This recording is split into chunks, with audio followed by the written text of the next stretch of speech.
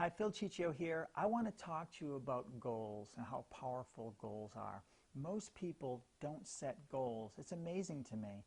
And if there's no goal, then there's no plan. If there's no plan, there's no progress. So we want to make sure that you understand goal setting and goal achieving, how powerful it can be and how important it is for you to progress in life. So my mentor, Bob Proctor, from the movie The Secret, he shared an idea about goals that I'm going to share with you. First of all, he said there are three types of goals that people really set. The first type is A goals. He called them A goals. He said they're not really goals at all. They're really things that you know how to do. You've already done them before, so you set a goal to do it again, and you do it. Well, that's not really a goal. There's no excitement or emotion around that. If you've lost 5 pounds before and you decide that your goal is going to be I'm going to lose 5 pounds, well, you've already done that. You know how to do that. So it's not really a goal. And it doesn't really encourage excitement or emotion. So it's not really a powerful goal.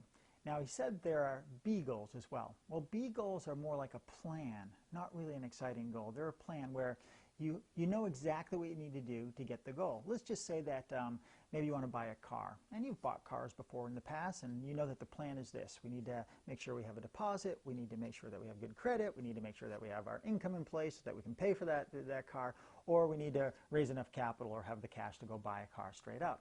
We have a plan to do it. Well, that's not really an exciting goal, it's a plan.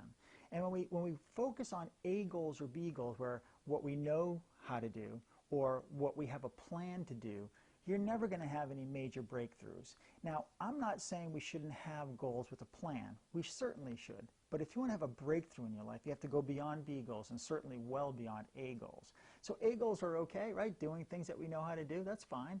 B goals are okay because we need to create a plan for the things that we want, the things that we know that we can get. But where true magic lies is in C goals. This is where we create a fantasy about a life that we don't know how we can have, or a thing that we have no idea how we're going to get or how we're going to do or how we're going to become.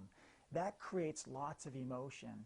If it wasn't for the people in our world that created C goals, where they fantasized maybe about flight, like the Wright brothers, thinking about flying, that was a fantasy back then, right? Or the computer or the cell phone. These are ideas that were C goals. People didn't know how they were going to do it, but the how didn't matter. The only thing that mattered is that they were emotionally engaged in an idea that was something that they didn't know how they were going to do. They didn't care about the how. They just knew that they wanted it. The how begins to appear. If you want to learn more about A goals, B goals, and more importantly, C goals, click on the link in this post or on this video, and I'll share a lot more with you on this topic and many others.